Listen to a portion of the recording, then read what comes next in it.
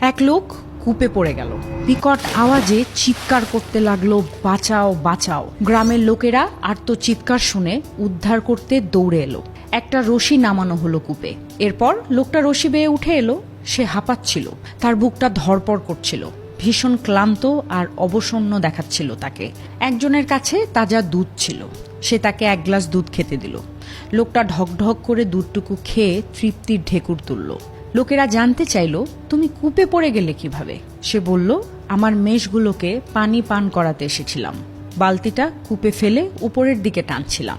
লোকটা কিভাবে কূপের কিনারায় দাঁড়িয়েছিল সেটা হুবহু দেখাতে গিয়ে আবার কূপে পড়ে গেল। এবার পড়ে যাওয়ার পর আর বাঁচল না, বেকায়দায় পড়ে ঘাড় মোটকে মারা গেল। গ্রামের লোকজনের আফসোসের সীমা রইল না। এরপর গায়ের ইমাম সাহেব পাশেই দাঁড়িয়েছিলেন। তিনি বললেন, লোকটা কূপ থেকে উঠে এসেছিল মূলত রিজিকের টানে। রিজিকের এক গ্লাস দুধ তার পাওনা রয়ে গিয়েছিল।